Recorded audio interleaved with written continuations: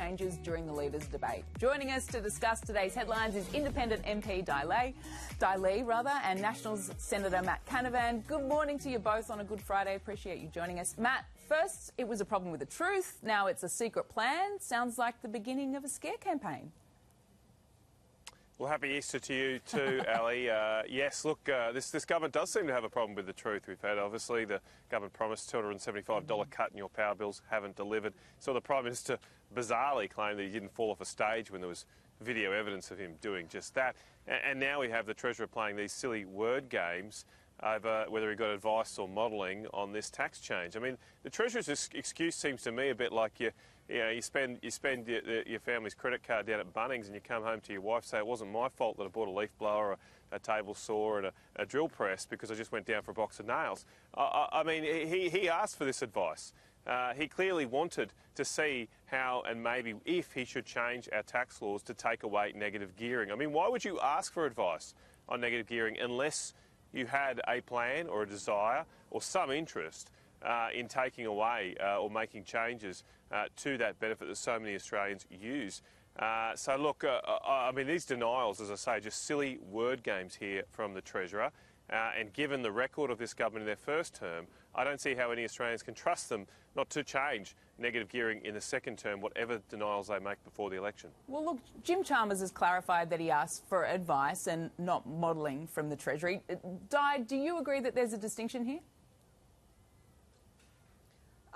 Good morning, Alison, and happy Good Friday to everybody, especially my community in Fowler.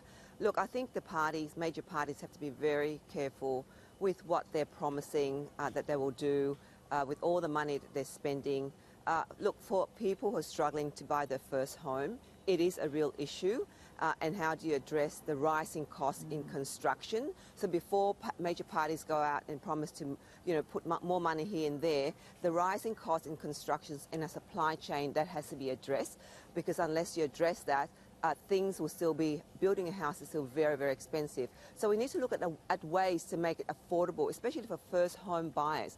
Looking at the tax system, perhaps, maybe taking GST off first home buyers, rather than kind of giving more money, because that will eventually create inflation. So I think we need to look at the tax system, how we can actually support first home buyers. But I think the core point here is, how do you ensure the cost of building a house doesn't go up, and the planning and the processes are actually smooth for builders and construction workers.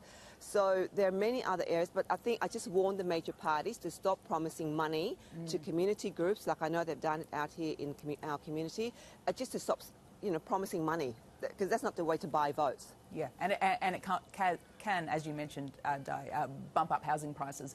Moving on, troubled tiger Noah Balta will start tomorrow for Richmond, even though he's days away from being sentenced for assault. Matt, to you, is footy above the law? Well, it shouldn't be, and obviously it looks like this particular player is facing the law through our legal processes, but it does seem strange to me that he only seemingly, and I'm not a huge AFL fan, but from what I understand, he's only missed 6 games, 2 of which are pre-season games. I mean, you get more for a head high shot. So I think if apparently he's pleading guilty this again, I don't know all the circumstances, I'm going on the reports, but in that event, if it's a sickening assault and you've pleaded guilty, I just don't think 6 games is enough. I'm not saying rub him out forever, but that seems very, very light on. Di, the assault isn't even up for debate. Balta has pled guilty to the charge. What do you make of this? Look, I think, young people look to, sports people sometimes as a role model, and I think that really it's surprising, but sports people have to be very mindful of, obviously, our young people in obviously sporting organisations have to be responsible in who they are promoting.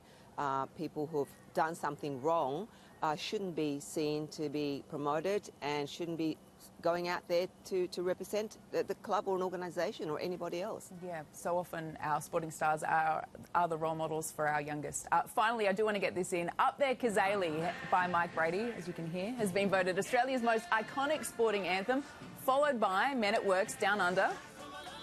There we go. And then Waltzing Matilda by Banjo Patterson. I wanted to get both your takes on this. Matt, does this sound about right to you? Is this ranking correct?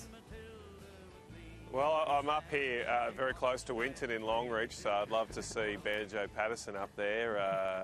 The Waltzing Matilda up there, centre up there is a great place to come visit, particularly over this time of year. Get out here after these floods. It's beautiful up here. It's so green and lovely. Look, I'd vote for Come On Aussie, Come On. I was a young kid growing up watching World Series cricket. I can't believe that didn't make the top 3. That was a great song. Yeah, what about you, Dai? What sporting anthem do you prefer? Look, I suppose the sporting anthem, the Krasili, it obviously creates that atmosphere, right, of coming together and celebrating a great sport. But for me, Waltzing Matilda really brings back memory of my childhood growing up.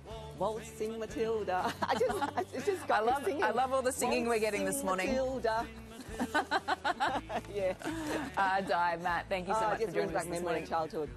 Thank you both for joining us.